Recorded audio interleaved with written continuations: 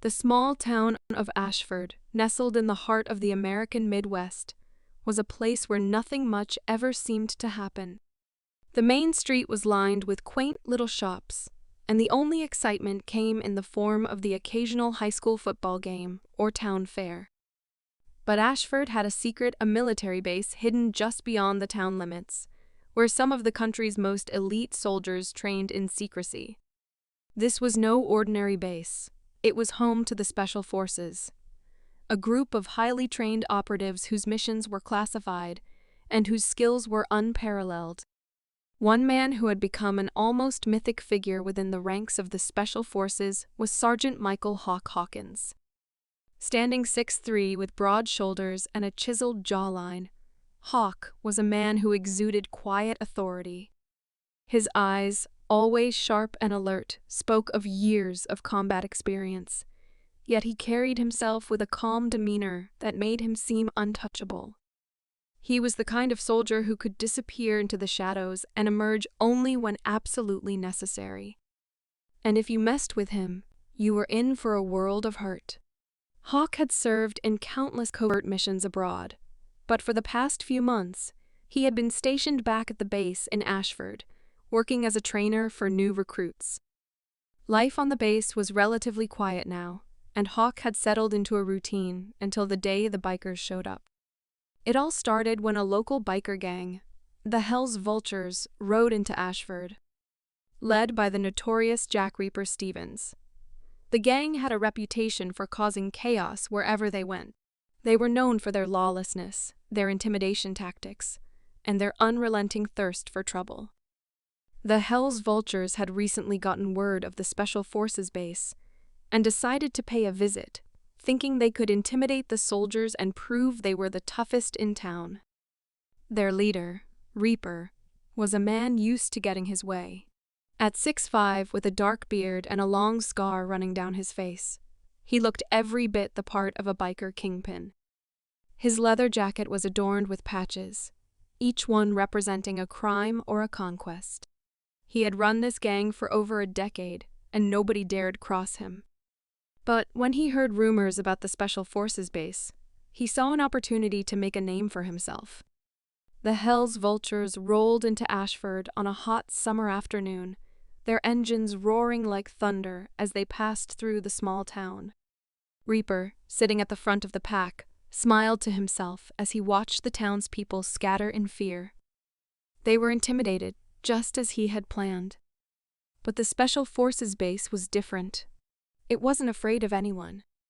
Inside the base, Hawk was working with a group of new recruits, teaching them how to handle various combat situations. The recruits were a mix of young men and women, some fresh out of high school, others veterans looking for a new challenge. Hawk ran them through the drills with ease, his movements fluid and precise, the perfect embodiment of everything the Special Forces represented. He was in the middle of a training session when a commotion broke out in the distance. The sound of motorcycle engines grew louder and louder, and the soldiers exchanged uneasy glances. Hawk's instincts immediately kicked in. He knew something wasn't right. He left the recruits in the capable hands of his assistant instructor and walked to the edge of the training field, scanning the horizon. There, in the distance, he saw the unmistakable figures of the Vultures heading toward the base. Reaper's gang had arrived, and it was clear they weren't here for anything good. The bikers pulled up to the gates of the base, blocking the entrance with their bikes. Reaper and his men dismounted, their leather jackets creaking as they swaggered toward the security checkpoint. Hawk, now standing at the gate, observed them from a distance.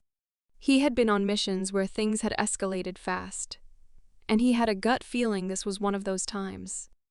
"Hey, Sergeant," Reaper called out, his voice dripping with menace.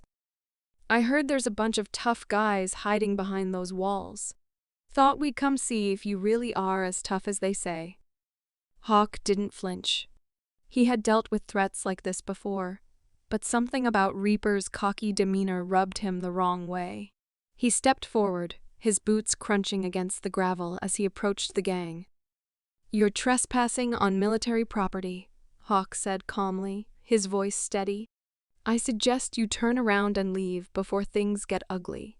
Reaper laughed, the sound echoing in the quiet air. "Ugly?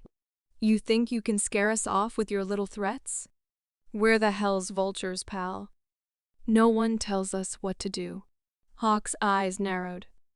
"I'm telling you. Leave. Now." Reaper's face twisted into a sneer. "You're just another soldier, huh?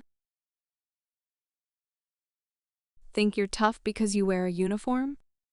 Let's see how tough you really are." With a sudden motion, Reaper lunged toward Hawk, throwing a punch that was aimed at his face. But Hawk was ready. He sidestepped with the grace of a predator, grabbing Reaper's arm and twisting it behind his back in one smooth motion. The biker leader yelped in pain, but Hawk didn't let up. He slammed Reaper to the ground with a thud, pinning him there as the other bikers charged forward. The gang rushed at Hawk, but he was already in motion, his training taking over. He disarmed the first man who reached him, flipping him onto the ground and knocking him out with a swift strike. Another biker swung a knife at him, but Hawk easily dodged it, knocking the blade from his hand before landing a punch that sent the man reeling. The rest of the bikers hesitated, unsure of what to do. They had never encountered anyone like Hawk before. Reaper, still on the ground, grunted in frustration. "You think this is over, soldier? We'll come back, and next time you won't be so lucky." Hawk didn't answer. Instead, he called for backup, and within minutes, more soldiers from the base arrived. The bikers, realizing they were outmatched, began to retreat, taking their fallen comrades with them. But not before Reaper shot one last venomous look at Hawk. "You just made a big mistake," he muttered under his breath, before climbing onto his motorcycle and speeding off with the rest of the gang. Back inside the base, Hawk stood tall as the soldiers secured the area. His face was calm, but inside, he knew that this encounter was far from over. Reaper wasn't the kind of man who let insults slide. Hawk had no doubt the hell's vultures would be back, and next time, they wouldn't be so easy to deal with. As the sun began to set over the base, Hawk gathered his thoughts. The special forces were trained for moments like this, unexpected, high-stakes situations that required not just skill, but also an unshakable resolve.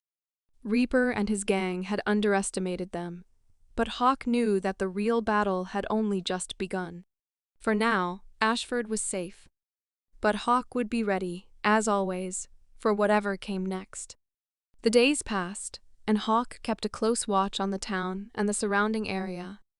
He had a feeling that the hell's vultures would return, but he wasn't about to let them catch him off guard again. 2 weeks later, his instincts proved correct.